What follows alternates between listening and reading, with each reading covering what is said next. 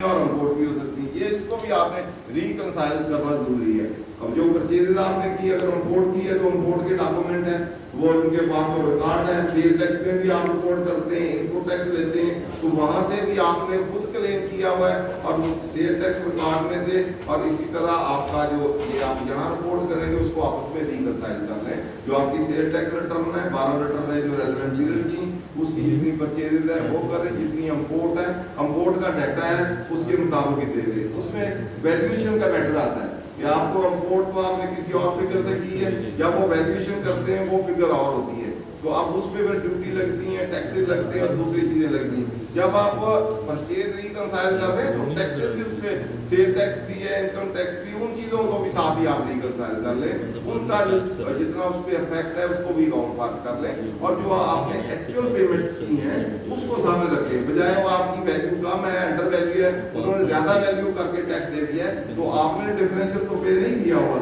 अगर आप वो उसी वैल्यू पे लेंगे तो उस पर भी क्वेश्चन नहीं हो सकती है, तो उसको आपको सेल टैक्स रिकॉर्ड से और अपना जो काउंटिंग रिकॉर्ड है उससे आप या इम्पोर्ट को, एक्सपोर्ट को, जितने भी आपके डॉक्यूमेंट्री एविडेंस है, या आपने परचेज की है, किसी और ने सेल डिक्लेयर की, किसी रजिस्टर्ड पर्सन से आपने की है, उसने आपको सेल डाली होगी, उसने उस पर आउटपुट टैक्स दिया होगा और आपने इनपुट नहीं भी दिया तो आप रिकॉर्ड आपको करना पड़ेगा। तो इसलिए जितनी भी आपकी किसी रजिस्टर्ड से एंटिटीज वो तो जरूर ही रिपोर्ट करनी है, रिकंसाइल करके आपने उसको करना है। इसके बाद नेक्स्ट जो मोस्ट इम्पॉर्टेंट आइटम है वो आपका स्टॉक है, वो ओपनिंग और क्लोजिंग स्टॉक है। पिछले साल आपने प्रॉफिट एंड लॉस बनाया तो उसमें क्लोजिंग स्टॉक लिखी, कोई रॉ मटेरियल का स्टॉक भी हो सकता है, फिनिश गुड्स का भी हो सकता है, वर्क इन प्रोसेस भी हो सकता है, स्टोर स्पेस भी हो सकते हैं। तो इनको आप देखेंगे पिछले साल मैंने क्या स्टॉक किए थे, ये ना हो कि पिछली रिटर्न में क्लोजिंग स्टॉक और हो, इस साल ओपनिंग में आपने कुछ और लिखे हो।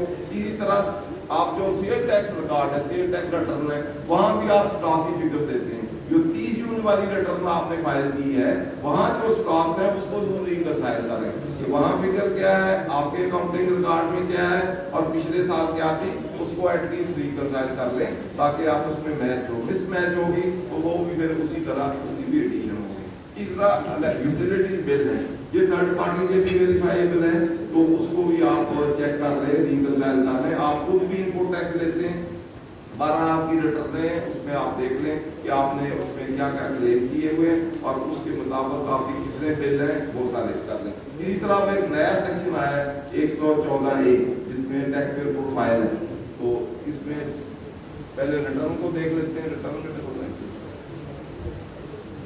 तो रिटर्न ऑफ इनकम पहले सेक्शन 100 फाइलिंग ऑफ रिटर्न से रिलेटेड जो सेक्शंस हैं वो 114 से लेके 119 तक है। तो इसमें कि पहला क्वेश्चन था स्टार्ट में, तो क्या क्वेश्चन था कि who is required to file return, तो उसमें 15 लोग हैं जिन्होंने रिटर्न फाइल करनी है। सबसे पहले तो उसमें कंपनी है, कंपनी सेक्शन 80 में डिफाइन है। कंपनी कोई भी हो, प्राइवेट लिमिटेड हो, पब्लिक हो, लिस्टेड हो या सोसाइटी जितनी भी है, ये भी कंपनी एनपीओज है, ये कंपनी की डेफिनेशन में आता है। इसी तरह जिसकी इनकम चार्जेबल टू टैक्स हो, 4 लाख से अबाव हो, तो उसमें रिटर्न फाइल करना जरूरी है। इस तरह एनपीओ जो सेक्शन 236 के तहत अप्रूव्ड है उन्होंने फाइल करनी है। इस तरह जो ट्रस्ट वेलफेयर ऑर्गेनाइजेशन है उनके लिए मैंडेटरी है कि वो फाइल करें। इसी तरह इस साल से 2021 जो 21 टैक्स ईयर होगा उसमें क्योंकि फाइनल डिस्चार्ज किया गया, पहले 115,000 थी, अब खत्म हो जाएगी 20 के लिए नहीं, 20 उसी तरह 115,000 की स्टेटमेंट ही चलेगी। अगले साल के लिए रिटर्न जिसकी फाइनल इनकम है उसके लिए भी रिटर्न फाइल करना होगी, 115,000 नहीं होगी। इसके अलावा जिसने पिछले 2 सालों में रिटर्न फाइल की हो और टैक्स पे टैक्स लिया हो उसके लिए भी जरूरी है कि वो रिटर्न फाइल करेगा इस साल की।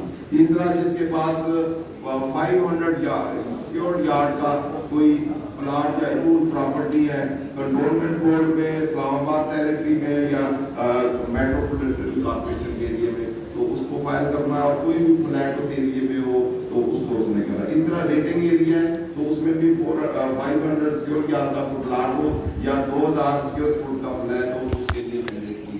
इस तरह 1000 की कोई व्हीकल से कैपेसिटी के अभाव हो तो उसमें फाइल करना उसके लिए जरूरी है।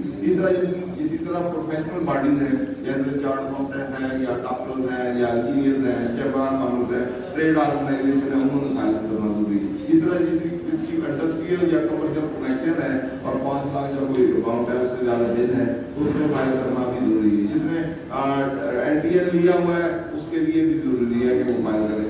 इसलिए नॉन रेजिडेंट है अगर उसके रेजिडेंट है अगर उसने उसके लिए जरूरी 116A की फॉर्म इनकम और फॉर्म वेल्थ की उसने स्टेटमेंट फाइल करना जरूरी है, तो उसने भी फिर रिटर्न फाइल करनी है। तो ये थे with regard to filing of return. 3 लोगों ने फाइल करनी, किसने नहीं करनी, विडो है उसने फाइल नहीं करनी, और कोई अर्बन है हिंदी में 25 साल से कम उसने नहीं करनी, डिसेबल पर्सन है उसने नहीं करनी। और इस साल के लिए जो अभी चल रहा है इसके लिए अगर किसी की सोली होली सोली फैलर चार्ज करनी है तो उसने 115 चार्ज फाइल करनी है, और ये वाली उसने फाइल नहीं करनी। इसी तरह इन 15 कैटेगरी के अलावा जो कोई हो या अर्नड इनकम है या उन्होंने फाइल नहीं करी। तीसरा इसमें 114A मोस्ट इंपॉर्टेंट सेक्शन आया है जो इस साल से ही एप्लीकेबल है, वो with regard to that tax payer profile. तो टैक्स पेयर प्रोफाइल जो है वो जिसने टैक्स नंबर दिया है, एक 181 की एप्लीकेशन दी है, उसने फाइल करना है। उसके लिए जरूरी कौन से लोग हैं जिन्होंने टैक्स पेयर प्रोफाइल अपडेट करना है या उसकी इंफॉर्मेशन देनी है। तो एक तो 181 वाले हैं जिन्होंने नया टैक्स नंबर लिया है, उन्होंने देना। उनके लिए जरूरी जिसकी इनकम फ्रॉम बिजनेस होगी उसने फाइल करना है। इसका एनपीओ या 2-4 और कैटेगरीज हैं तो उन्होंने फाइल करना है जरूरी है। बाकी एफडीआर प्रेस्क्राइब करेगा तो उन्होंने उसको उसकी इंफॉर्मेशन देनी है। उसके लिए क्या इंफॉर्मेशन देनी है ये मोस्ट इम्पॉर्टेंट है। उसमें एक तो जितने भी बैंक्स हैं बैंक की डिटेल, एक तो आपने अब इससे आपने अपनी वेल्थ को रिकंसाइल करना है, क्योंकि इस प्रोफाइल में आप अपने सारे बैंक डिटेल दे देंगे तो वो बैंक का क्लोजिंग बैलेंस आपकी वेल्थ में या एओपी के जो अकाउंट है वहां पर रिपोर्टेड होना चाहिए। बिकॉज अदरवाइज वो वहां यहाँ से पकड़ लेंगे कि आपने सेल्फ डिक्लेयर दिया है और आपकी वेल्थ में नहीं है। तो यहाँ आपने जब डिटेल देनी है, अपना टैक्स पेयर प्रोफाइल अपडेट करना है, तो आपने अपनी वेल्थ से इसको रिकंसाइल करना है। पहली ट्रेस जो है बैंक डिटेल, जितने भी आपके नाम बैंक हैं, और बैंक को सेग्रीगेशन करना भी जरूरी। कुछ बैंक जो है वो आपके पर्सनल बैंक्स होते हैं, जिधर आप इंडिविजुअल है, अगर आप किसी पार्टनरशिप में भी हैं तो आप उसको कुछ ऐसे होंगे जो आपके पर्सनल है। कुछ बैंक होंगे जो आपके पर्सनल नाम है, आपके पर्सनल पर्पस के लिए यूज होते हैं। तो पर्सनल वाले आपने जो वेल्थ स्टेटमेंट है वो आपके पर्सनल एसेट है, उसमें बिजनेस एसेट आपके नहीं होंगे। जैसे एओपी है, एओपी की अपनी लैंड हो सकती है, बिल्डिंग हो सकती है, फर्नीचर व्हीकल, रिसीवेबल, बैंक भी अकाउंट उसका अपना होगा। अब एओपी में जो है बेशक आप एज ए पार्टनर ऑपरेट कर रहे हैं तो आप उसको पर्सनल में अपनी पर्सनल वेल्थ पे इंटरमिंगल या मिक्सिंग नहीं करेंगे या क्लब नहीं करेंगे। वो जो एओपी की बैलेंस शीट होगी वो सारे बैंक एओपी में ही आएंगे, वो आप अपने में नहीं करेंगे, और अपने बैंक अकाउंट आप एओपी में शो नहीं करेंगे। एओपी की जगह पे आप क्या शो करेंगे, उसके तमाम एसेट जिसमें उसके बैंक भी शामिल होंगे, रिसीवेबल भी शामिल होंगे, उसका कैश भी शामिल होगा।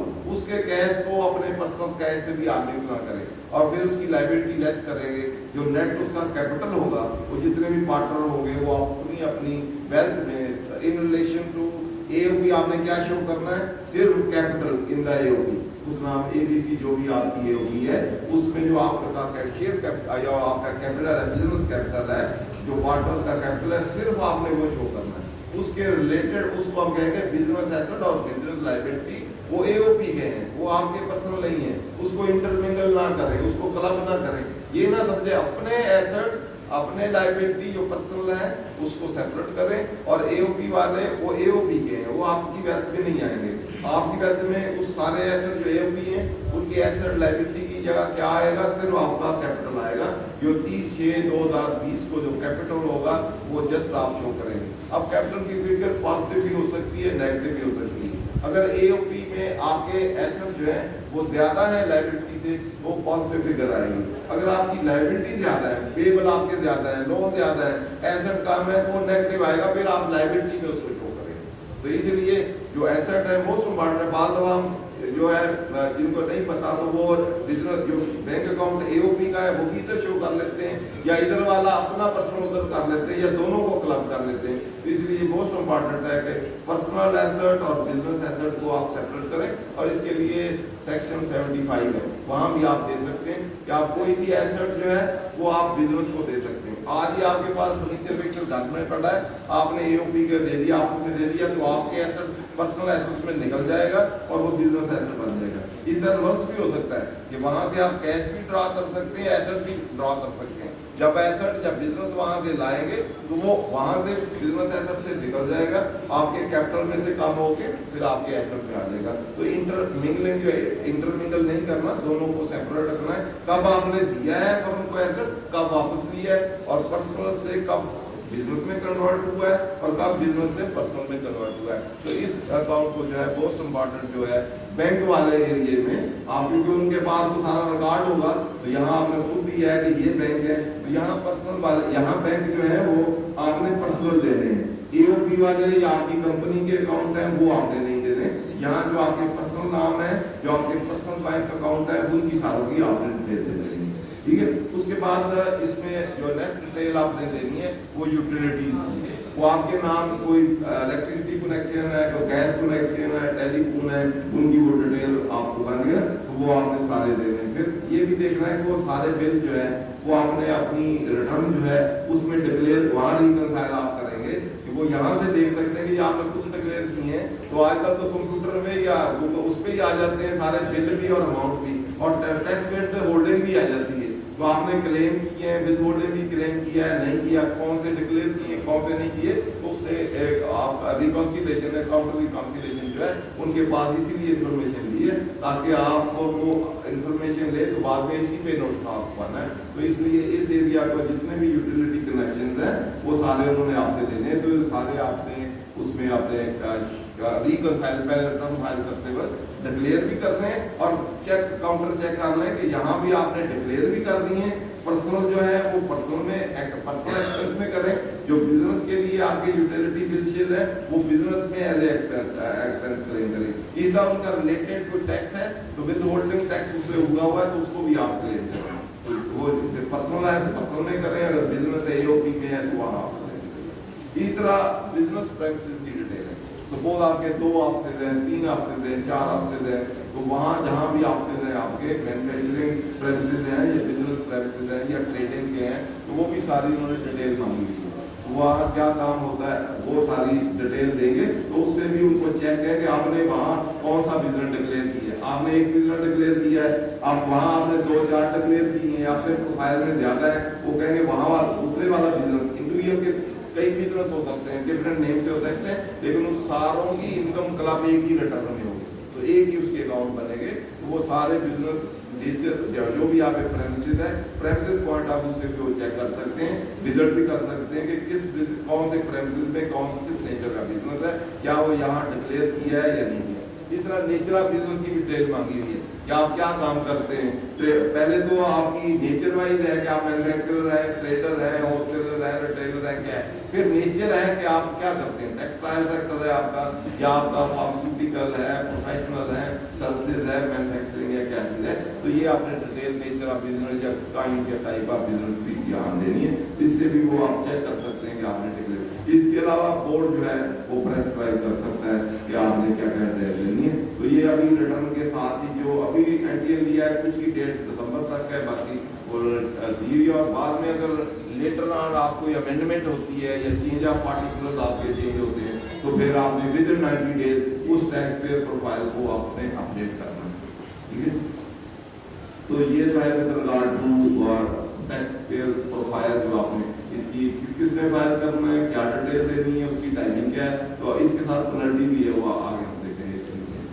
तो इसके बाद है कि टाइमिंग कब फाइल करनी है। इसके लिए एक तो सेक्शन 117 है with regard to discontinue of business. अगर आप कोई बिजनेस डिसकंटिन्यू करते हैं तो आप 15 दिन विद इन 15 डेज आप नोटिस दे सकते हैं कि मैं ये बिजनेस डिसकंटिन्यू कर दिया है, और उसकी उस पीरियड की अगर आपने in between the tax year किया है तो उसकी अलग एक सेपरेट टैक्स पीरियड को कंसीडर होगा और उसकी अलग रिटर्न चली जाए, उसके बाद आपका डिसकंटिन्यू हो जाएगा।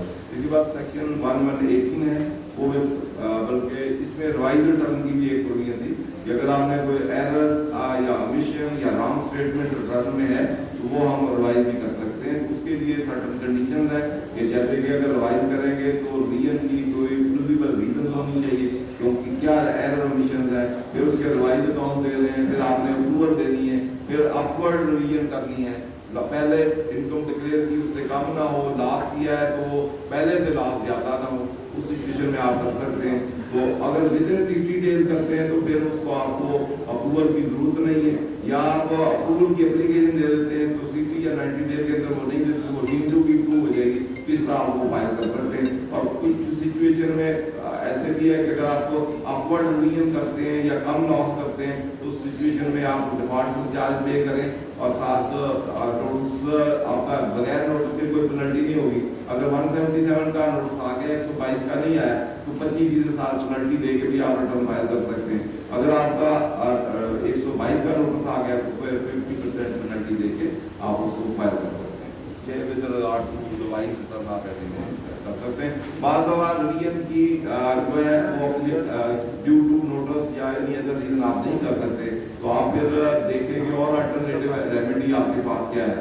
तो अल्टरनेटिव रेमेडी देखें तो एक सेक्शन है 221, वो है with regard to rectification of this apparent mistake on record. क्योंकि अगर आपका कोई इसी तरह ये भी एरर ओमिशन ही है और रॉन्ग स्टेटमेंट है तो इसी तरह एपरेंट रिकॉर्ड आपकी जो रिटर्न है एपरेंट रिकॉर्ड ही है तो उस पर भी कोई एरर ओमिशन है तो आप एप्लीकेशन आप खुद भी दे सकते हैं पूरा कमिश्नर कि ये एरर है मेरे रिटर्न में, तो उसमें आप रिटर्न ओरिजिनल और रिवाइज जो आप समझते हैं कि ये प्री मिशन प्री रेक्टिफिकेशन है पोस्ट रेक्टिफिकेशन है तो कंपैरेटिव देके आपको 221 भी दे सकते हैं। तो वो उनकी ड्यूटी होती है कि विद इन ईयर उसको from the end of year in which application is filed, एक साल के अंदर आपकी जो एरर है या ओमिशन है floating on the sale level card उसको रेक्टिफाई करे। अगर नहीं रेक्टिफाई करेगा तो that is deemed to be rectified, वो ऐसे हो जाएगा कि ऑटोमेटिकली ये रेक्टिफाई हो गया। तो इसको इस रेमेडी को भी यहाँ अगर कोई आपकी हर्डल तो अप्रूवल नहीं हो रही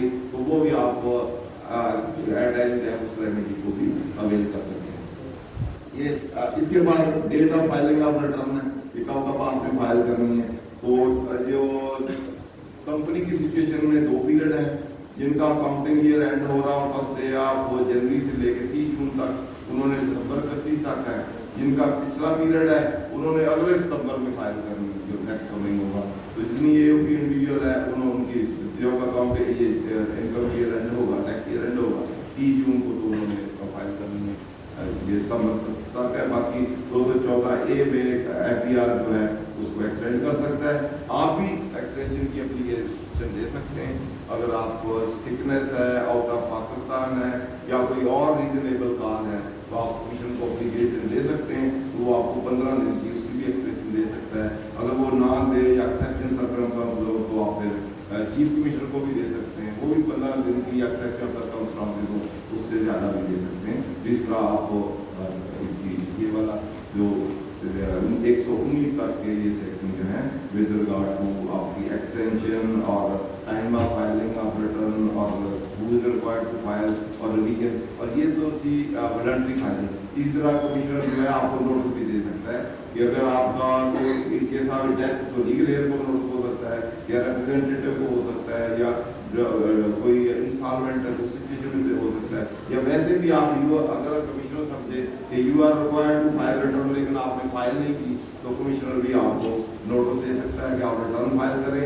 वो 5 सालों की आप मांग सकता है अगर आपने पहले कोई रिटर्न फाइल की, लेकिन 10 साल की भी फाइल कर सकता है।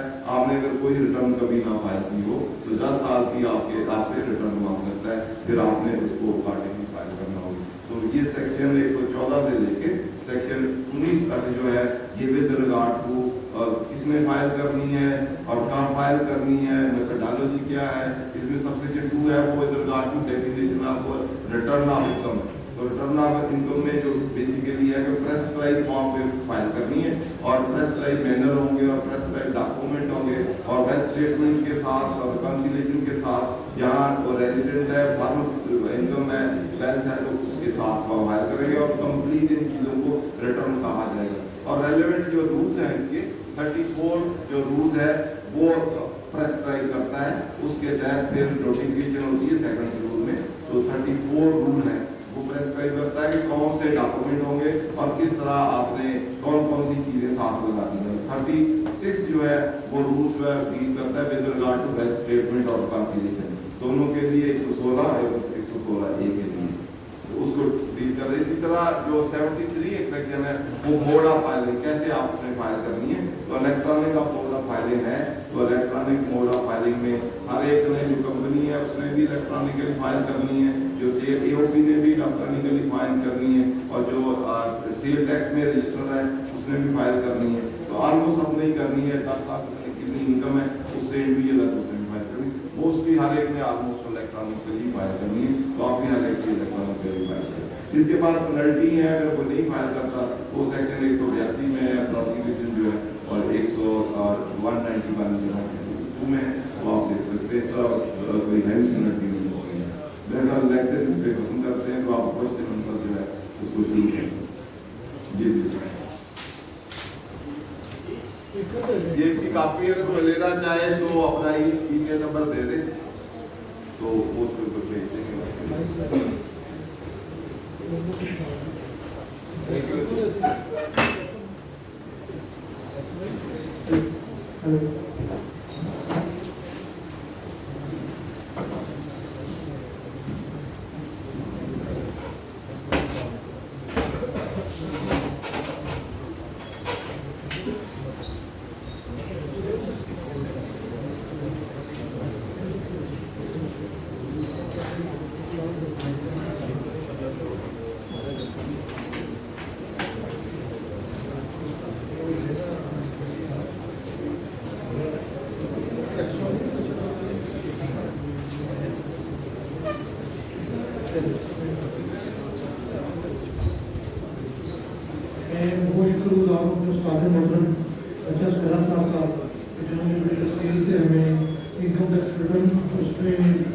पेश आने वाले मसाइल को एहतियात जो हमें एक बतौर प्रोफेशनल कर लेनी चाहिए रिटर्न फाइल करते हुए, ताकि बाद में आने वाले नोटिस चीज़ों से हम बच सकें।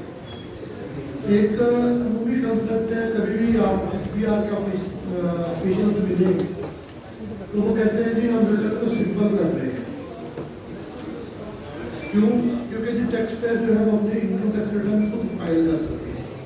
तो मैं उनसे हमेशा सवाल करता होता हूँ, मैं कि लोग मेडिकल प्रोफेशन के एग्जाम्पल के तौर पे जो लोग कहते हैं कि आप किसी अताई डॉक्टर के पास, किसी वो जो है प्रोफेशनल डॉक्टर के पास मत जाएं, और आप तो लोगों को जो है वो सेल्फ मेडिकेशन की तलकीन कर रहे हैं।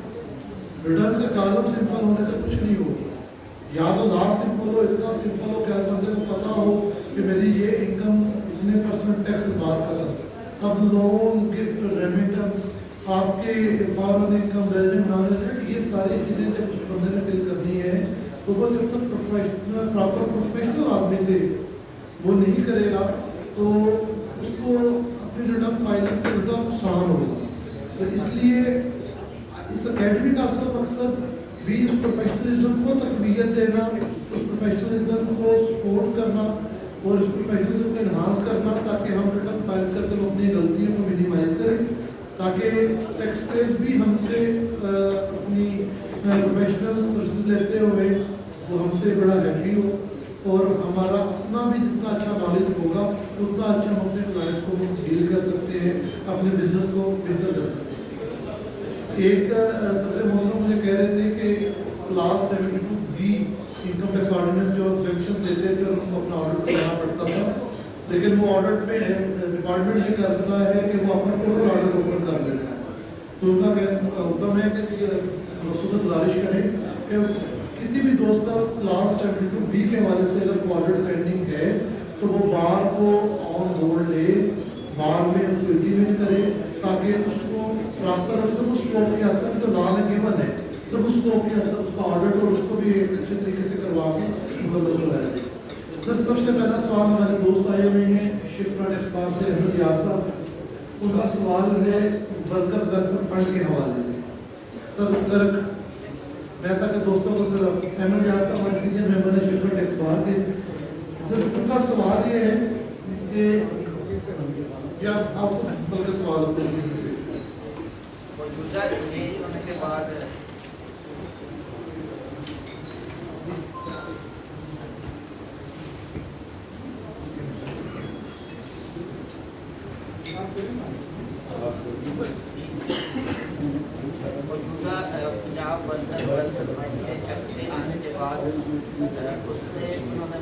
क्या है कि उनका अपना पेमेंट का अमाउंट किया जाएगा, सेक्शन किया जाएगा, जबकि वो उनका प्रोवाइड नहीं किया जाएगा।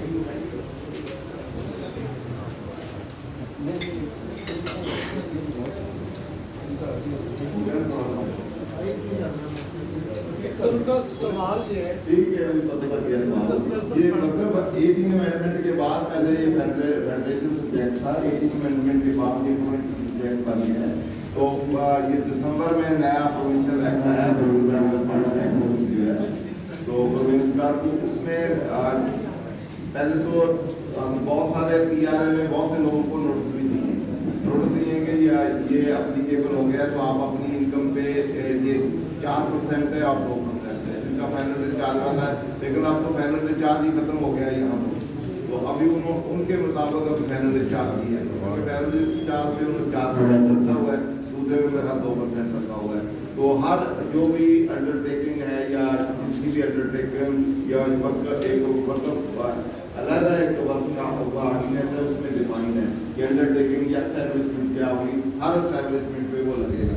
तो वो आपकी इनकम का 2% या जो आपने रिसीव डिक्लेयर की है इसका 4% ऐसे ही 2% FTR में 4% जो बोलना है, FTR में 4%, हाँ, दूसरे का 2%, दूसरे का 2% है। अब 5 लाख अगर आपकी इनकम होगी, बिलो 5 लाख होगी तो वो पे वो नहीं होगा। तो वो एक एप्लीकेबिलिटी, तो एक बात तो ये है कि वो साल का है, तो अब अगर वो आया ही विद इफेक्ट फ्रॉम से आप जनवरी से आया है, तो 6 माह की इनकम पे अभी एक सुप्रीम कोर्ट की जजमेंट आई है कि 10 ईयर अपडेटिंग नहीं हो सकता।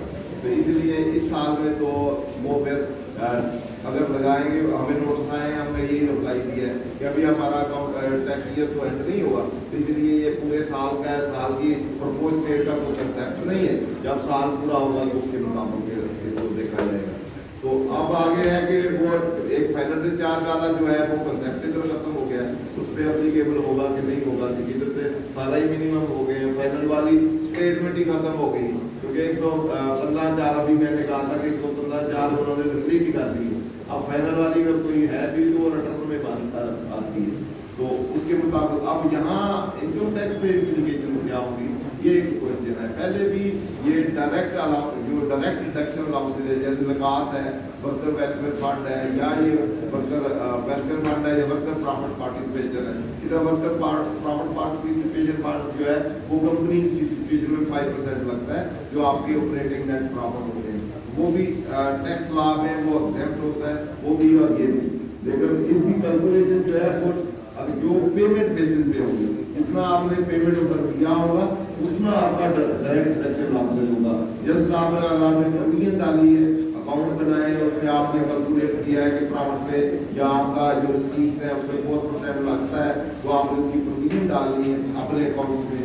उधर आपने प्रोविजन में लायबिलिटी भी शो कर दी है, उधर आपने एक्सपेंस भी क्लेम कर लिया है, तो उस एक्सपेंस को आप डिडक्शन नहीं कर सकते, डायरेक्ट डिडक्शन भी नहीं कर सकते, अदरवाइज भी नहीं कर सकते, अनलेस एंटिल आपकी उसमें पेमेंट दी हो। तो पेमेंट होगी तो यहाँ आपका सेक्शन है जो ज़कात के बाद वाला सेक्शन, तो उस सेक्शन में आपको डायरेक्ट टैक्सेबल इनकम कैलकुलेट करने से पहले टोटल इनकम जो आएगी अंडर 5 एंड उसमें से आप लेस करके बाद में आप आ सकती है। लेकिन उसके लिए आप प्रोविजन अगर टोटल इस साल की पिछले साल की लेस पेमेंट जो पेमेंट होगी ड्यूरिंग द ईयर वो आप एलिजिबल है लेस करने के लिए। अगर आपकी नहीं है वो एड बैक हो जाएगा, एड बैक होके आप पे टैक्स लायबिलिटी यहाँ वाली कैलकुलेट हो जाएगी। वो पीआरए अपनी जगह से आपको नोटिस दे सकता है कि ये आपकी एस्टैब्लिशमेंट में फॉल करते हैं, आपकी इनकम आपने खुद डिक्लेयर की है रिटर्न में इतनी, उसमें हमारा ये 2% या 4% जितना होगा तो आप हमें दें।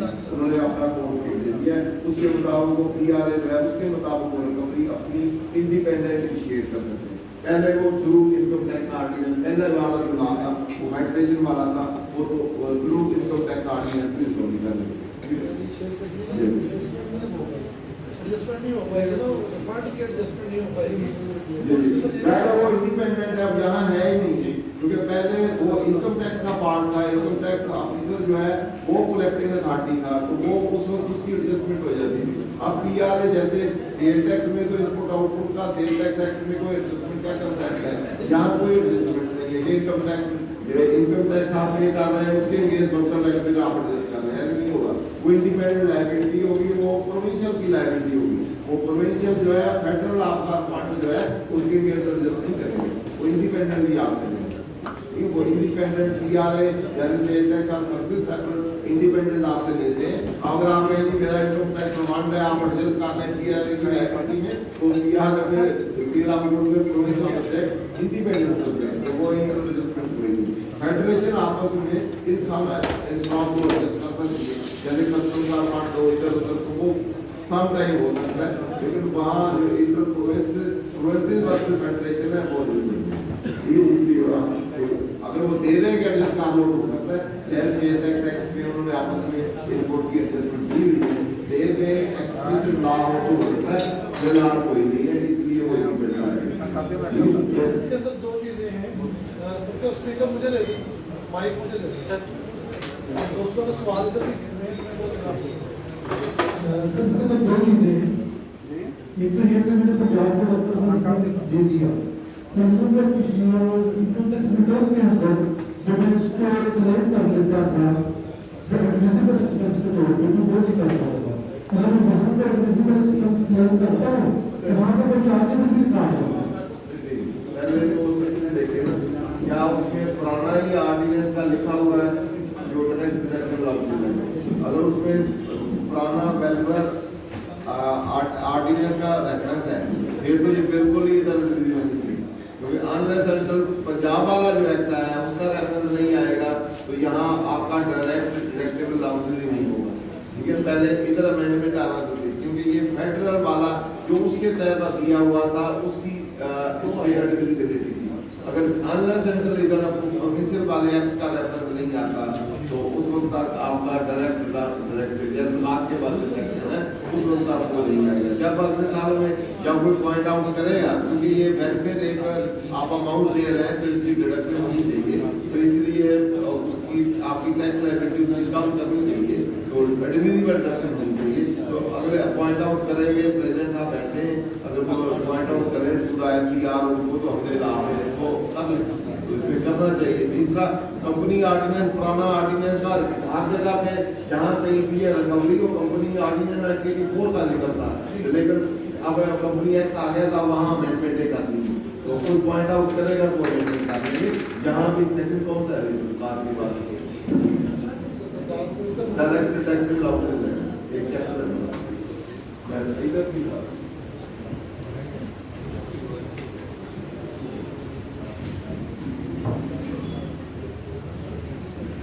बुनियादी तौर पर बता रहे हैं कि वर्कर फंड को इनकम टैक्स रिटर्न के अंदर बतौर एडमिसिबल एक्सपेंस क्लेम करने के लिए लाजम है कि पहले इनकम टैक्स 68 सेक्शन है, 68 ए पार्टी 68 ज़कात का 60 और 60 है वर्कर वेलफेयर फंड का, 60 है वर्कर पार्टिसिपेशन फंड का।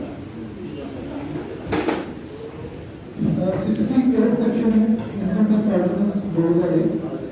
Worker welfare fund a person shall be entitled to a deductible allowance for the amount of any worker welfare fund paid by the person in tax year under Worker Welfare Fund Ordinance 1971। जो worker welfare WWF के ordinance के तहत पे हुआ होगा तो वो eligible होगा, अगर वो एलिजिबल नहीं है तो उसको आपको प्रॉपर ये पुराना ही क्योंकि लाभ ही पुराना है, वो दीवान वाला ही आर्डिनेंस का जिक्र है उसमें, तो उसके तहत जो आपने वर्कर वेलफेयर फंड नहीं किया हुआ वो एलिजिबल है क्योंकि नया तभी आया तो आप ये अगले सालों में दिखलाएगा, अगले सालों में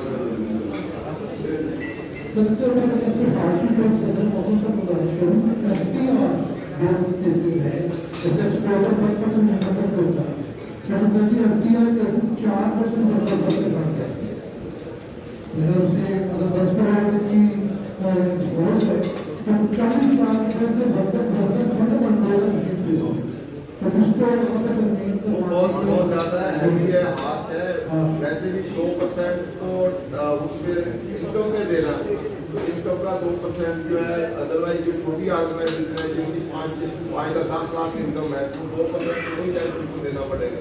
तो वो उसके पॉइंट ऑफ व्यू से भी लिमिट जो 5 लाख है बहुत थोड़ी है, कम से कम वो 15-20 लाख होनी चाहिए, ताकि बड़ी इंडस्ट्रियल अंडरटेकिंग है, कॉटेज इंडस्ट्री या स्मॉल इंडस्ट्री या सेटलमेंट को तो वैसे ही प्रमोट करना चाहिए। वो तो बैकबोन ऑफ द इकोनॉमी है, उन्हीं को हम अगर उन्हीं पे दबाव डाल देंगे कि आप ये कहते हैं उन्होंने, मतलब दुनिया में तो जितनी स्मॉल अंडरटेकिंग होती हैं तो उनको प्रमोट किया जाता है, उससे बड़े बिग यूनिट बनते हैं। अगर आप उनको दबा देंगे तो कैसे हमारी इकोनॉमी या गवर्नमेंट चलेगी।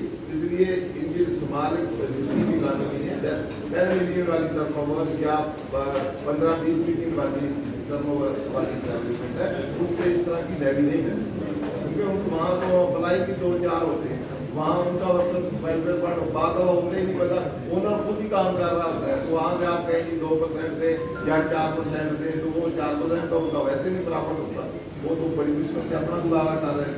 इस स्टेज पे जहाँ कहीं कोई इंडस्ट्री आपके ग्रोइंग स्टेज पे हो तो उस स्टेज में उनको स्टेट को जाके फैसिलिटेट करे, बजाय इसके को उसी स्टेज पे ही उनको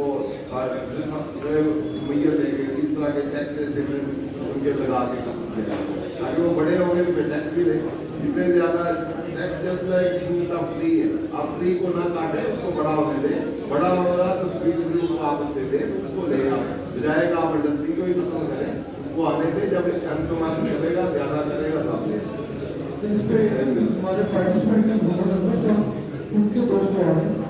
एक सर वो पूछ रहे हैं कि 214C ऑर्डर किया 2015 हाईकोर्ट ऑर्डर में लिखा था तो पैरामीटर्स के बारे में, तो पैरामीटर को प्रोवाइड करेगा, तो क्या महकमा अब ऑर्डर कर सकता है जो पैरामीटर को महकमे में डालते हैं, इसमें वैसे भी टाइम पार्ट होगा, महकमा लगा आज उस पर 2015 के ऑर्डर से सी पूछ रहे हैं कि महकमा क्या कर सकता है और हमें क्या करना चाहिए। इसमें 214C है और 72B है सेल टैक्स में।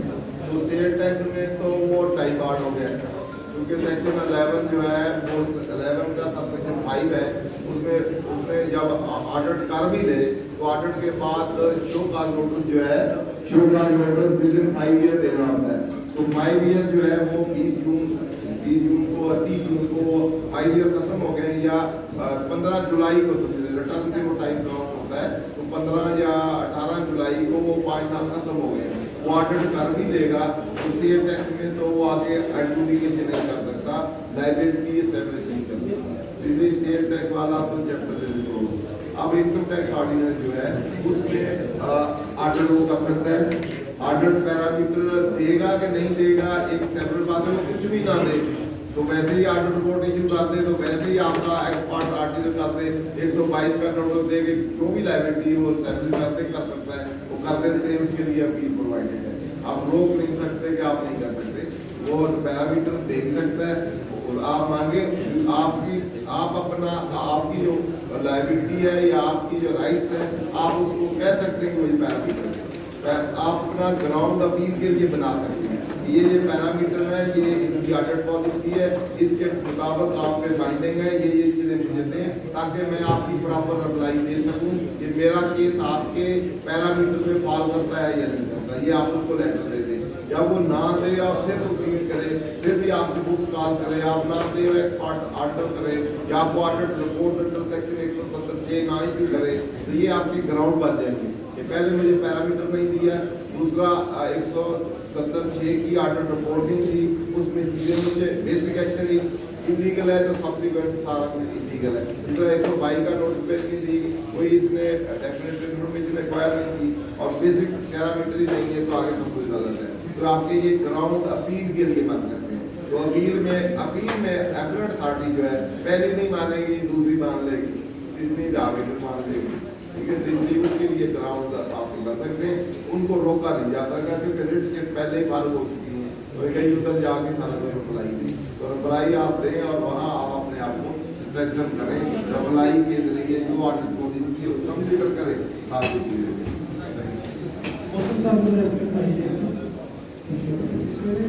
सभी जैसे पहले न्यूज़ आपने दिया था ग्रिड कॉर्पोरेशन का, उसमें उन्होंने पॉलिसी को लेकर डिबेट भी करा था, लेकिन नोटिस के लेकर डिबेट करा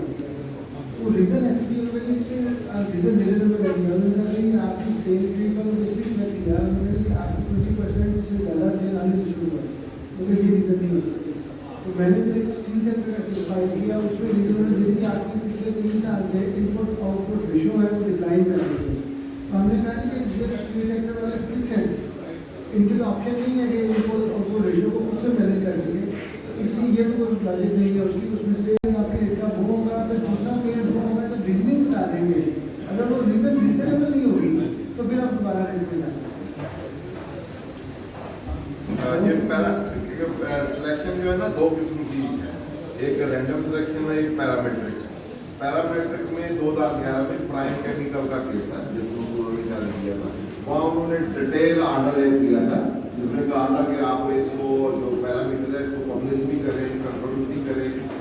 उसके बाद फिर उसमें उन्होंने कमेटी भी बनाई थी, एक रीजनल कमेटी थी, एक हेड ऑफ कमेटी थी, तो वहाँ भी रिप्रेजेंटेशन करें। उसके बाद फिर उन्होंने उसको इम्प्लीमेंट भी किया।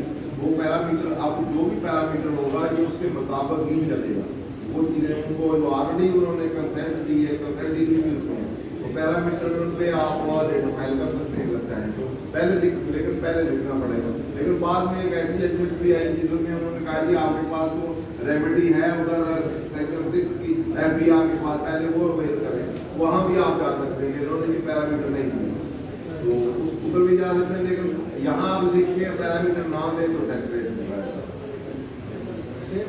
सेक्शन 7 की FBR को फाइल करके रेट रेट वो मेंटेनेबल है। अदरवाइज कहेंगे वो रेमेडी आपके पास अवेलेबल है, आपने उसको लिया नहीं और इधर आ गए तो पहले आप उधर टाइम कंज्यूम कर रहे हैं करके तो और फाइल करके फिर भी जा सकते हैं। आप कहेंगे मेरी उधर पेंडिंग पड़ी हुई है, आप उनको टैक्शन दे देंगे in the mean well stage ये डिफरेंट रेमेडी आपने दूसरा सवाल में में था कि 115 प्रोत्साहन दे सकता है, उसके बाद भविष्य का सबसे बड़ी एक्सपोर्टर जब तक बाकी है इसमें मैं और बता दूं एक हैप्पी इंजीनियरिंग के एक ये है जो कि यहाँ कॉन्फिडेंशियलिटी पे है कि 170 में कि हम पैरामीटर कॉन्फिडेंशियल रखेंगे। तो इसमें आप ऑनरेबल जस्टिस आबदी शेख ने वो जजमेंट दी थी कि कॉन्फिडेंशियलिटी जो है वो आर्टिकल 19A का जो है असेसमेंट कमीशन की आर्टिकल है, उन्होंने उसको स्ट्राइक डाउन कर दिया था। और अभी जस्टिस नसूरुद्दीन शाह ने सुप्रीम कोर्ट की जजमेंट दी, उसको अपहेल्ड कर दिया है, वो जजमेंट बिल्कुल सही है। इसलिए कोई चीज वो जो कॉन्फिडेंशियल नहीं कर सकते, वो डिस्क्लोज करना जरूरी है। उस जजमेंट को भी सुप्रीम कोर्ट को और हाई कोर्ट को सामने रखते हुए भी आप कह सकते हैं कि आप ये जो पैरामीटर है ये आप हमें क्योंकि पैरामीटर सिलेक्शन है इसलिए हमें डिस्क्लोज करें। और सुप्रीम कोर्ट की भी आर्डर आ गया कि इजीली आपको वो जो है डिस्क्लोज करेंगे या फिर आपकी डिस्क्लोज। नेक्स्ट क्वेश्चन हमारे दोस्तों सेक्शन 75A के रेफरेंस से कि अगर आपने मूलभूत प्रॉपर्टी खरीदनी है 4,00,000 या गाड़ी पर आप लेती है 10,000 तो हम पूछते हैं कि क्या नॉन रेजिडेंट की ऐसी कंडीशन है या उस पर कोई उसमें इस्तेमाल रेजिडेंट लिखा हुआ है, पर्सन लिखा हुआ। अच्छा इसमें है कि इस सेक्शन के तहत जो कि आप यूज प्रॉपर्टी 5 मिलियन से ऊपर खरीदेंगे और या दूसरी कोई मूवेबल है तो वो 1 मिलियन से ऊपर खरीदेंगे तो टू क्रॉस चेक आपको देना होगा। अगर आप क्रॉस नहीं चेक देंगे तो फिर आपको उसकी एक तो कास्ट जीरो समझी जाएगी। जब आप डिस्पोजल आप करेंगे तो सारा का सारा ही गेन समझा जाएगा और उस पर टैक्स लग जाएगा आपको। लेकिन अगर आपका पीरियड अबव दैट है 4 से अबव फिर नहीं लगेगा। विद इन 4 ईयर बेचेंगे तो फिर सारा ही आपका गेन ट्रीट होगा। अगर आप बेचेंगे तो इस साल खरीदा है अगले साल बेच दिया तो 100% ही आपका गेन ट्रीट होगा। अगर 4 साल बेचेंगे तो 0 होगा तो 100 गेन भी ट्रीट कर लेंगे तो आप पे कोई टैक्स नहीं लगेगा। इधर दूसरा उसकी डेप्रिसिएशन जो है, अगर आपने बिजनेस सेटल किया है तो उसमें जो डेप्रिसिएशन आपकी एलिजिबल है, इनिशियल है, नॉर्मल है, ये वो तो वो आपको नहीं मिलेगी। तो उसमें ये कंसेंट है, बाकी उन्होंने जो पेनल्टी है वो है। यहाँ पे जो सवाल का पर्सन यूज हुआ है तो दोनों पे अपनी यूज है। इसलिए मैंने चाहता कि उधर रेजिडेंट का वर्ड है या पर्सन का है तो पर्सन में दोनों आते हैं, रेजिडेंट भी नॉन रेजिडेंट भी, ये दोनों पे अप्लीकेबल है। दोनों ही पाकिस्तान में जो नॉन रेजिडेंट होता है वो सिर्फ पाकिस्तानी इनकम या एसेट जो होते हैं उसमें लायबल टू टैक्स होता है।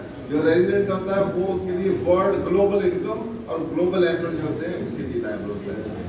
कर लीजिए, मैं मुझे कुछ याद पड़ रहा है, कंफर्म नहीं है कि कितनी क्लैरिफिकेशन आई थी इनके हवाले से, नाम लेने का कोई एग्जाम्पशन रहती है काम नहीं, वो है 115(4) में 115(4) में रिटर्न फाइल करने के रेफरेंस से है कि अगर उसने इमूव प्रॉपर्टी खरीदी 115(4) का सबसेक्शन 1 का आखिरी है कि इमूव प्रॉपर्टी, वैसे हर एक ने जो 400-500 सिक्योरिटी यार्ड से ज्यादा खरीदेगा तो उसने रिटर्न फाइल करना मैंडेटरी है ना उसके लिए, लेकिन उसको नॉन रेजिडेंट को एग्जम्पशन दी।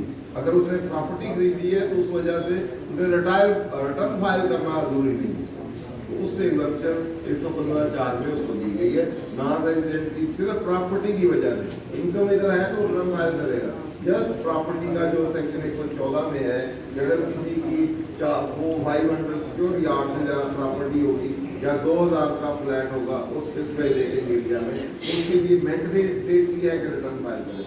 लेकिन नॉन रेजिडेंट अगर है उस पर ये वाली प्रोविजन की वजह से रिटर्न फाइल करना मैंडेटरी नहीं होगा। सेक्शन के रेफरेंस से एग्जाम्पशन नहीं है। वैसे नॉन रेजिडेंट को अगर वो प्रॉपर्टी खरीदता है तो उसमें कही थी कि अगर वो 1 महीना पहले वो पेमेंट किलोमीटर पाकिस्तान लाए तो उसका सर्टिफिकेट प्रोवाइड करें तो कुल 36 क्लेम उसके अंदर आएंगे। दूसरा उसके ऊपर ये था कि जो नॉन रेजिडेंट को इस बजट में उन्होंने दिया कि अगर वो पेशेंट नॉन फाइलर भी है तो पेमेंट को थ्रू बैंकिंग चैनल पाकिस्तान में आया है तो क्या उसमें प्राइवेट को 36 चीज एप्लीकेबल नहीं होगा, लेकिन किस स्पेसिफिक सेक्शन के रेफरेंस से उसमें कुछ और भी है कि बेसिकली जो नॉन रेजिडेंट होते हैं वो डील होते हैं तो ट्रीटी के मुताबिक। ट्रीटी जो है प्रीवेल करती है और इसमें 100 सेक्शन है या होता है, तो ट्रीटी जहाँ एक मुल्क की दूसरे के साथ होगी वो टैक्सेशन के नॉन रेजिडेंट की उसके मुताबिक होगी, वहाँ उसने टैक्स देना है या जहाँ देना है, ट्रीटी में जो रूल रेगुलेशन होंगे उसके मुताबिक गवर्न होगा। फिर ये वाला लॉ जो वैसे है उस तरह अप्लीकेबल नहीं होगा। ट्रीटी में वहाँ टैक्सेशन देनी तो यहाँ से एग्जम्पशन होगी, या फिर यहाँ से विद होल्डिंग और दूसरे जितने भी सेक्शंस हैं वो ट्रीटी के मुताबिक गवर्न होंगे, डबल टैक्सेशन नहीं होगी। अगर वो ट्रीटी नहीं है तो फिर ट्रीटी का ये सेक्शन सारों को मिला के रेजिडेंसी टैक्सेशन का सिलसिला देखा जाए। सर इसमें नेक्स्ट सवाल पूछता है कि जो स्पेशल रिटर्न है, तो दूसरा सवाल का ये है कि जो स्पेशल रिटर्न है फॉर ट्रेडर्स 10 मिलियन का वाली सिंप्लीफाइड रिटर्न आई है, वो मैंडेटरी है फाइल करनी या वो ऑप्शनल है और रेगुलर रिटर्न जो 114 भी अवेलेबल है वो भी फाइल कर सकते हैं? दो ऐसा वो सेपरेट आए 10 मिलियन सिंप्लीफाइड रिटर्न इस सेक्शन के तहत इस सेक्शन के तहत रूल्स के तहत है, रूल्स के तहत हाँ रूल है तो वो ऑप्शनल है, एक इंसेंटिव दिया गया है। अगर कोई नॉर्मल में देना चाहता है तो दे दे, उसमें कोई नहीं है। आप थोड़ी सी भी इनकम हो तो आप नॉर्मल में दे सकते हैं, लेकिन अगर आपको वो भी है वो मैंडेटरी नहीं है क्योंकि किसी सेक्शन में नहीं है। किसी सेक्शन में अगर किसी स्टैचू के सेक्शन में ऑर्डिनल के सेक्शन में हो कि इस रिटेलर ने यही फाइल करनी है क्योंकि स्पेशल इसके लिए जो रिटर्न है उसके लिए नहीं है, या उन्होंने क्योंकि सेक्शन जो है 114 1 और 2 है, 2 है with regard to prescribed return. अगर सुन हाँ लेकिन अगर नहीं पूरी बात सुन, सेक्शन सब सेक्शन जो है ना 2 ऑफ सेक्शन 114 वो प्रेस्क्राइब करता है कि हर बंदे ने रिटर्न फाइल करनी है on the basis of prescribe form, ठीक है, और इन द प्रेस्क्राइब मैनर और in according with the prescribe documents along with wealth statement और कंसीडरेशन स्टेटमेंट। जहाँ कहीं 116 ये एप्लीकेबल है तो उसके मुताबिक आगे सेक्शन है 34 रूल है, रूल उसको प्रेस्क्राइब करता है कि ये चीजें और साथ देनी है। साथ वो कहते हैं कि जो सेकंड शेड्यूल है उसका पार्ट 10 है उसमें प्रेस्क्राइब होगा, ये नोटिफिकेशन अब प्रेस्क्राइब हो गई। अब उसके लिए उन्होंने प्रेस्क्राइब कर दिया कि रिटेलर एवरी रिटेलर है कि ये फाइल करेगा या ऑप्शनल है, प्रेस्क्राइब उस रिटर्न को देखना पड़ेगा नोटिफिकेशन में क्या है। नोटिफिकेशन ये है जो ट्रेडर्स वाले नहीं, जो अभी नोटिफिकेशन या रिटर्न वाला ये ट्रेडर्स वाले नहीं वो तो सेक्शन तो उसी का होना तो सही होता है, लेकिन ये रिटर्न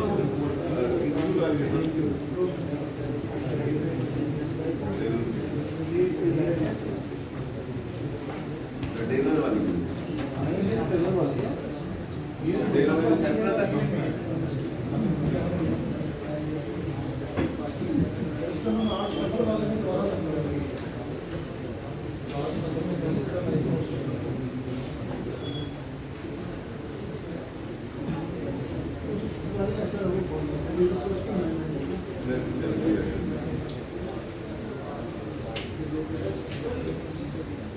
मेरा ख्याल है कि इसको वेरी करना चाहिए, जिसकी इस तरह से उसको उससे एक्स्ट्रा करने की जरूरत नहीं है। अभी विषय बना के रख लो, लेकिन फाइल करने की जरूरत नहीं है।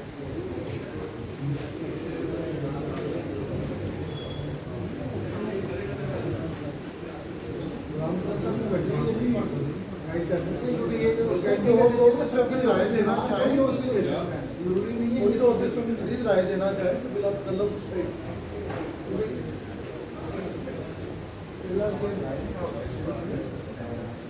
कंटिन्यूस सेशन में भी एक्सेल में होगा, इंसान को पहले वाला सिस्टम में आएगा तो ओपन है, ड्राफ्ट होना भी कहीं से आ सकता है, जरूरी नहीं है। और जो नहीं होगा वो भी डेट में इसमें नेक्स्ट सर्च बनाएंगे कौन से ये बेसिकली ये जो प्रेस्क्राइब की गई है, ये उसी में से जो इनकम फ्रॉम बिजनेस है उसको सेपरेट करके और सेपरेट सिंप्लीफाई किया गया। अगर आप वहाँ देंगे तो वहाँ पर भी फिक्र आएंगी। तो अगर आपकी बिजनेस है, क्योंकि होली सोली ये बिजनेस की रिटर्न है, अगर कोई और इनकम है तो फिर इसको आप नहीं कर सकते। अगर सिर्फ आप ये वाली रिटेल जो उन्होंने सेक्शन जो है ना 114 में और रूल में अब इस साल से पिछले साल से उन्होंने कहा कि डिफरेंट रिटर्न में डिफरेंट लोगों के लिए प्रेस्क्राइब हो सकती है कि सैलरी वाला जैसे पहले थी, दूसरे के लिए नेचर ऑफ सेक्टर वाइज हो सकती है, जैसे कि टेक्सटाइल के लिए एक सेपरेट जो रिटर्न डिफरेंट रिटर्न प्रेस्क्राइब हो सकती है। जब ये प्रेस्क्राइब डिफरेंट उस अमेंडमेंट की लाइट में से देखें तो फिर ये किस्म की मैंडेट नहीं है, क्योंकि पिछले साल ही उन्होंने अमेंडमेंट की है कि डिफरेंट लोगों के लिए डिफरेंट रिटर्न प्रेस्क्राइब की जा सकती है। फंड बोर्ड ऑफ रेवेन्यू को ये पावर दी गई, तो उसको in the light of that जब ये प्रेस्क्राइब की गई है अंडर सेक्शन 114(2) जो पावर इंपावरिंग है और 233 सेक्शन है और साथ ही रूल 34 है, साथ ही उस शेड्यूल में आई है, तो ये प्रेस्क्राइब पर्सन स्पेशल पर्सन के लिए है, तो इसलिए ये स्पेशल उसकी रिटर्न है। अगर ये पैरामीटर करते हैं तो इसको ही फाइल करना है। सर इसमें दोस्तों सवाल है कि जो इंटीमेशन इस बार कहा गया है गलत स्टेटमेंट की आपने कमिश्नर को देनी है, ज़्यादा रिवीजन ऑफ गलत स्टेटमेंट कि आपने इंटीमेशन देनी है कमिश्नर को, जैसे अप्रूवल कर रहे थे जी तो वो कहते हैं जो इंटीमेशन देनी है ये प्रॉस्पेक्टिव होगी या रिट्रोस्पेक्टिव होगी, पिछले सालों में भी एप्लीकेबल है या आइंदा के सालों में? इस पे दो व्यूज हैं। एक व्यू तो ये है कि जो भी फिस्कल स्टैट्यूट है जिसमें जो सब्सटेंटिव प्रोविजन होते हैं वो प्रॉस्पेक्टिव होते हैं, अनलेस एक्सप्रेसली उसमें लिखा ना जाए बाय द लेजिस्लेटर कि ये रिट्रोस्पेक्टिव है। तो पहला तो ये रूल है कि प्रॉस्पेक्ट जितने सब्सटेंटिव प्रोविजन से मुराद ये थी जो राइट और लायबिलिटी ऑफ द टैक्सपेयर को अफेक्ट करें, जिससे आपकी लायबिलिटी बढ़े या आपके राइट कर्टेल हो, तो उसको हम सब्सटेंटिव प्रोविजन कहते हैं। अगर इस तरह की बात हो तो उसको आप कहते हैं सब्सटेंटिव प्रोविजन, तो वो ऑलवेज जनरल रूल है वो प्रॉस्पेक्टिव होगा और रिट्रोस्पेक्टिव नहीं होगा, अनलेस जब अमेंडमेंट आई है तो अमेंडमेंट के साथ लिखा हो कि ये रिट्रोस्पेक्टिव होगा। तो दूसरा रूल ये है कि जो प्रोसीजरल प्रोविजन हो, जो राइट लायबिलिटी को अफेक्ट ना करते हो, प्रोसीजरल हो, तो उसका जनरल रूल है वो रिट्रोस्पेक्टिव होते हैं अनलेस प्रॉस्पेक्टिव अफेक्ट ना दिया गया हो फ्यूचर का। उसका ये थर्ड रूल ये है कि जो बेनिफिशियल या रेमेडियल होते हैं वो रिट्रोस्पेक्टिव होते हैं, या एक्सप्लेनेटरी हो तो वो रिट्रोस्पेक्टिव होते हैं। तो इसीलिए एक नया रूल में उन्होंने एस्टैब्लिश किया है, उन्होंने कहा जी old matter according to the old law और new matter according to the new law. तो नया लॉ है, पुराने लॉ जो था हमारा जो 79 वाला था उसमें असेसमेंट ईयर के मुताबिक असेसमेंट ईयर बाद में होती थी और इनकम टैक्स ईयर पहले होता था, तो बाद में लॉ आता था तो उसके मुताबिक होती थी। अब ये वाला जो है हमारा नया लॉ है, इसमें at the start of year law आ जाता है, तो वो पूरे साल के लिए लॉ होता है।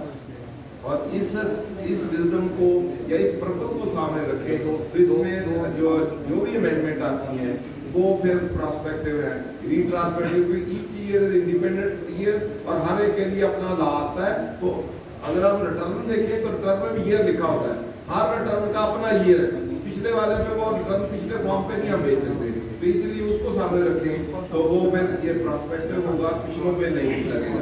लेकिन अभी पिछले दिनों कोई आगू कर रहा था जस्टिस शाहिद करीम के पास ही तरह के, उसने कहा जी एक और फिलॉसफी है, ये भी सेंट्रल लॉ है कि जब वो लॉ आ गया है उसके बाद अगर आप रिवाइज करते हैं तो आप अप्रूवल लेंगे, उससे पहले अगर आपने अप्रूवल लिया है तो फिर आप वो उसमें आप एप्लीकेबल नहीं होगा। एक लॉ आ चुका है, उसकी विजडम लेजिस्लेटर की ये है कि अप्रूवल लेनी है, तो आज तो है जब आप अपना जब आपका इवेंट या ट्रांजैक्शन अक्कर हो रहा है उस वक्त वो लॉ एग्जिस्ट करता है। तो लॉ भी प्रोसीजरल नेचर का है, क्योंकि जितनी रिटर्न फाइल चार्ज करनी है ये सारे प्रोसीजरल है, तो इसीलिए दोनों रूल के मुताबिक जो डिपार्टमेंट वाले हैं वो इसको प्रॉस्पेक्टिवली कंसीडर करेंगे।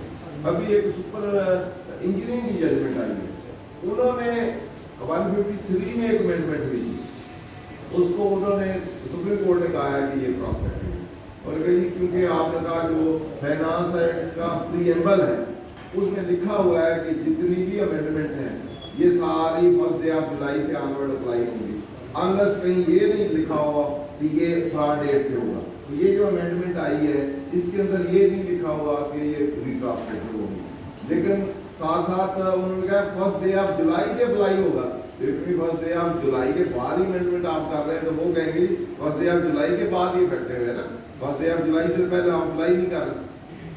इसलिए ये कंफ्यूजन है, इसलिए हम हार्ड एंड फास्ट रूल इसके लिए कोई नहीं है, पर इसको कर सकते हैं, लेकिन प्लीज अल्टीमेटली कोर्ट जो है वो सेटल करेगा। रूल मैंने बता दिए सारे, इनके मुताबिक आप कंटेस्ट कर सकते हैं। आप करें इंटीमेशन आप करते हैं वो 60-90 डेज में नहीं देगा तो डीम टू भी अलाउ हो जाएगी, या अपवर्ड करते हैं तो उसकी अप्रूवल की जरूरत नहीं है। जो 114(6)A है उसमें कहा कि अपवर्ड करें, इतनी वो पेनल्टी है वो दे दें, तो उसके मुताबिक फिर आपको जरूरत नहीं। आप पेपर 6 से वो जो BA है जो अप्रूवल वाला फीस चीज़ों में एप्लीकेबल भी नहीं है, तो उसके मुताबिक इसका पुस्तक नया था, अभी कोर्स में जाएगा, जजमेंट्स आएंगी, इससे ज़्यादा हमें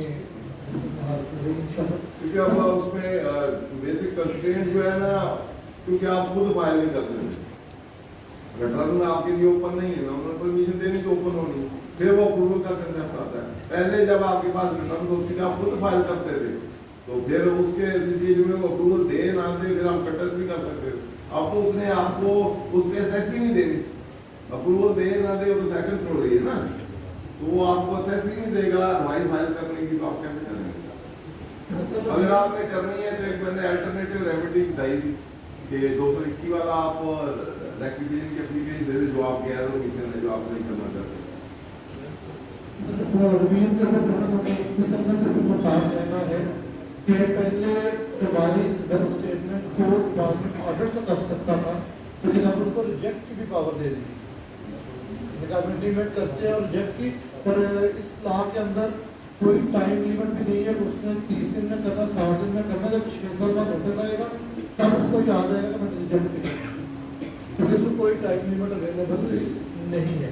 जहाँ कहीं टाइम लिमिट ना हो तो ये सेंट्रल लॉ है कि रीजनेबल टाइम, उसमें रीजनेबल टाइम अगर लॉ में से कंस्ट्रूट करें तो रीजनेबल इस तरह की सिचुएशन में आप रेक्टिफाई कर सकते हैं कि इसको डायरेक्शन दे 15 दिन में या बीच में डिसाइड करे, ना डिसाइड करे तो फिर आप रेक्टिफाई कर सकते हैं। तो थ्रू कोर्ट आप 15 दिन महीना रिटर्न करवा सकते हैं। वो तो डिसाइड करवाएंगे तो पहले रिजेक्ट हो जाएगी 6 साल तो एक दोस्त है मलिक साहब मोहतरम, उन्होंने सवाल किया है सेक्शन 151 प्रॉफिट ऑन डेट के हवाले से, तो मैंने गुजारिश पहले की थी कि इसके ऊपर 151 के तहत जो टैक्स रेट प्रेजेंट होता है वो 10% है, लेकिन आपने इसको फीड करना है चार्जिंग सेक्शन 7B के साथ। 7B के टैक्स रेट पड़े तो वहाँ पे 15% है, सिस्टम खुद कैलकुलेट कर रहा है, आप अपना जो एडवांस टैक्स रिपोर्ट अवेलेबल है उसको एडजस्ट कर लें या फिर आप इस 5% को पे करें। इसमें मैं थोड़ा सुधार दूं, क्योंकि जो विथहोल्डिंग के रेट जो है वो उसके लिए मजदूर में सेपरेट गिवन है, जिसमें 15% और 5 लाख से कम है या वो फिर 10% भी है, 10% भी है।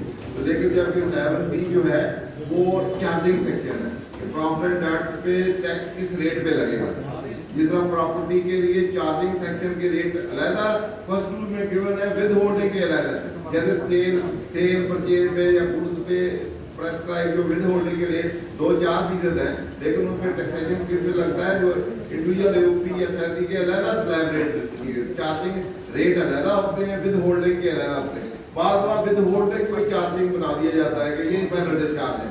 जहाँ कहीं दोनों रेट सेपरेट हैं तो चार्जेबिलिटी चार्जिंग सेक्शन के मुताबिक निकलेगी, और जो विद होल्डिंग के हैं उसकी एडजस्टमेंट होगी। ज्यादा होंगे तो रिफंड मिल जाएगा विद होल्डिंग, कम होंगे तो आपको पे करना पड़ेगा। इसी तरह इसके लिए 7D जो है उसके तहत पहले 5 लाख तक मेरा 50% रेट है उस पे प्रॉफिट एंड टैक्स, तो 50% आप पे रेट लगेगा। अगर आपकी विद होल्डिंग 15 पे ही है तो फिर तो कोई आपको देना नहीं पड़ेगा। अगर आपको बैंक ने 10% पे दी है तो बाकी आपको देना पड़ेगा, और या फिर आप अपनी एडजस्टमेंट कर सकते हैं। नंबर 2, जो स्टॉक हम वहाँ पे ले लेंगे, और उस स्टॉक में हम ऑलरेडी पिछले साल में FDR के तहत अपना टैक्स लायबिलिटी पे कर चुके होंगे। उसकी इनकम टैक्स रिटर्न में इस तरह की सेल पे ट्रीटमेंट किस तरह होगी। और तीसरी चीज ये है कि जो मैंने इम्पोर्ट के स्टेज पे मैंने कस्टम ड्यूटी दी, रेगुलेटरी ड्यूटी दी, मैंने सेल टैक्स के अलावा जो मैं उसको पास ऑन कर सकता हूँ, तो कोई दूसरा मैंने टैक्स पे किया तो उसका इनकम टैक्स रिटर्न में क्या ट्रीटमेंट होगा, इम्पोर्ट की क्या वैल्यू हम बतौर परचेज जो मैंने इनवाइस प्रोवाइड की कस्टम को वो देंगे, जो उसने असेस की वो देंगे, या जो after custom regulatory duty addition होने के बाद आई जिसके ऊपर वो स्टेटस चार्ज होता है वो देंगे। इन पर जरा एक तो पहला क्वेश्चन तो ये है कि पहले ये फाइनल डिस्चार्ज में था तो अब है मिनिमम, जब भी फाइनल डिस्चार्ज में था तो उसमें नॉर्मल टैक्स है वो बंद था।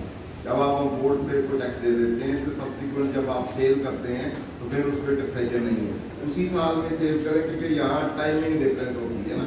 टाइमिंग डिफरेंस उसको हम कहते हैं approval versus receipt basis, 2 system आप अडॉप्ट करते हैं। आपने इस साल इम्पोर्ट की, हो सकता है उसकी सेल 5 सालों में हो सकता है इसी साल हो जाए, हो सकता है नेक्स्ट ईयर हो, अगले साल हो, तो जितना रिटेनिंग होता है वो स्टॉक में ट्रांसफर होता है और कैरी ऑन होता है। अब जहाँ कहीं भी उसकी सेल होगी, क्योंकि उस पर आपने ऑलरेडी टैक्स दे दिया हुआ है, और इसमें 2 शेड्यूल में क्लास है 43A है, तो देखिए सब्सिक्वेंट जितनी भी आप सेल करेंगे और उससे जो प्रॉफिट होगा वो लेफ्ट होगा, उस पर कोई टैक्सेशन नहीं होगी। आपका स्टॉक होगा ओपनिंग, फिर आगे उसमें से हो सकता है अगले वाले साल भी फिर आप जितना आपने स्टॉक भेजा है उसकी जितनी प्रोपोर्शनेट सेल होगी वो एग्जेम्प्ट होगी, उसका प्रॉफिट जो होगा नेट आएगा, उसमें कोई टैक्स नहीं होगा। हो सकता है उसमें फिर स्टॉक हो जाए, आप 3rd ईयर में भी लेके जाएं, क्लोजिंग का पार्ट बने, फिर अगले साल जाएं, अगले साल फिर आप उसी तरह पोर्शन करेंगे। जितनी भी सेल होगी आउट ऑफ इम्पोर्ट और उसका जितना रिलेटेड प्रॉफिट होगा जिस पे ऑलरेडी आपने टैक्स दे दिया है as a final discharge, subsequently जब भी कभी बिकेगा वो एज ए एग्जेम्प्ट ट्रीट होगा, क्योंकि आप जब रिटर्न फाइल करते हैं उसमें 2 कॉलम होते हैं, एक टोटल वाला, एक फाइनल वाला, लेफ्ट वाला, एक नॉर्मल वाला। उसको आप एग्जेम्प्ट उसकी सेल जो होगी वो नॉर्मल वाला उसमें एग्जेम्प्ट वाले में आप ले जाएंगे।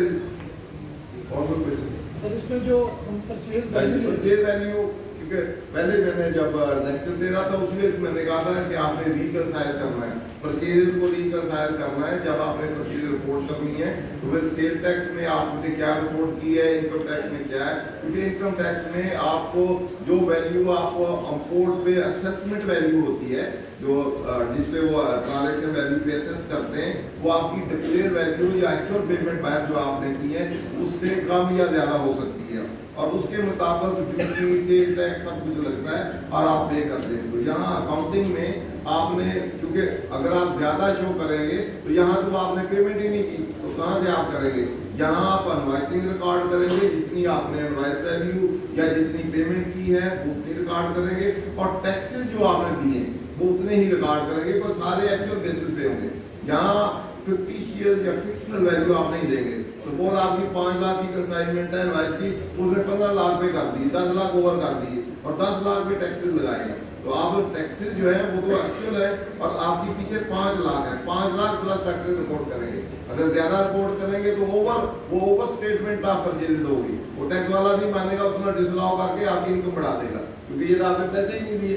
अगर आपने पैसे दिए तो ओवर स्टेटेड है, आपकी ओवर स्टेटेड परचेज है, तो अंडर प्रॉफिट अंडर स्टेट हो गया, cost of goods overstate हो गई, और नेट प्रॉफिट उसमें आपने नेट कम टैक्स लिया, इसलिए उसको डिसअलाउ कर सकते हैं। बेसिकली रियल जो काम है, और अदरवाइज वो अगर आप रियल शो करेंगे तो आपसे पूछ भी सकते हैं कि आपने जी आपकी तो कस्टमर इतनी ज्यादा हुई है, आपने ये अंडर क्यों रिपोर्ट की है, तो फिर आप रियल जो फैक्ट है आपके वो दे सकते हैं कि इतनी पेमेंट है, इतनी इनवॉइस है, इतना मेरा प्रॉफिट है। अगर आप वो लेना चाहते हैं तो मैं कम प्रॉफिट कर देता हूँ। किसका कंसेप्ट है वाला कि 3% जो वैल्यूएशन हो रही है सिर्फ 3% के एडिशन करके सेल्स शो कर रहे हैं। जो आपकी परचेज प्राइस है, परचेज के ऊपर 17% है इम्पोर्ट के ऊपर, और मजीद वैल्यू एडिशन 3% एक्स्ट्रा दे रहे हैं, तो 3% के सेल टैक्स इस मीन्स के 3% प्रॉफिट के हिसाब से अब जब अकाउंट्स बनेंगे तो 3% के एक्सपेंसेस ये वही हो सकते हैं। 3% का मतलब है 17% के 17 का 3%। तो वो जो प्रैक्टिकली है ना वो ज़्यादा परसेंटेज में 18% वैल्यूएशन आई। लेकिन अब हम बात कर रहे हैं अकाउंटिंग की, और अकाउंटिंग रियल ट्रांजैक्शन बेस पे होती है, और फिक्शन या तो ला कह देना कि ये फिगर जो परचेज की आपने जो वैल्यू पे टैक्स दिया वही परचेज विल बी डीम्ड, फिर तो ठीक है। यहाँ तो कोई ऐसी चीज नहीं है कि that will be deemed your purchases, तो इसलिए आपने जो पेमेंट दी है हम उतनी ही रिपोर्ट कर सकते हैं।